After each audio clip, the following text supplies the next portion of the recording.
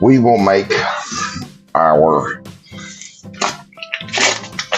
crust as it is. So I've got about 2 cups of flour in there, and like we did last time, this might not be a big enough bowl. We'll see how it comes out. It might be. Cut our butter up in here, small little pieces. Didn't see it. Okay. Now we want to get our butter incorporated into our flour. You guys have seen me do this before. Okay, that looks pretty good. That's pretty crumbly. And now we're going to put us a little bit of cold water in here at a time.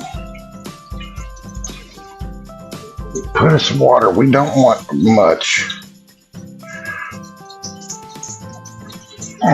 We just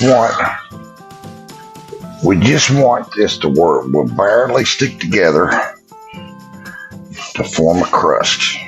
I'm gonna have to get some flour now because I've got to work this by hand. And actually, I'm out of all-purpose flour, so I'm using Selecta flour for this. And you know, it's Mexican flour used to make tortillas and stuff.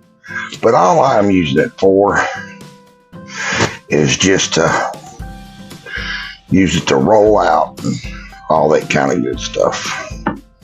Our crust is rested a little bit. Roll our crust out.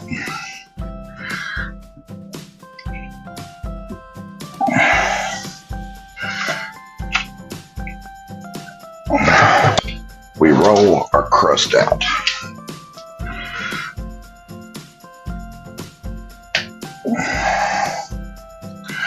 We're going to give this a couple layers. One.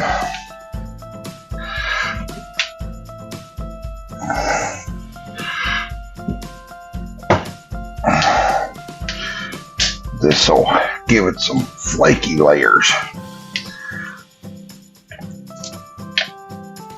One more.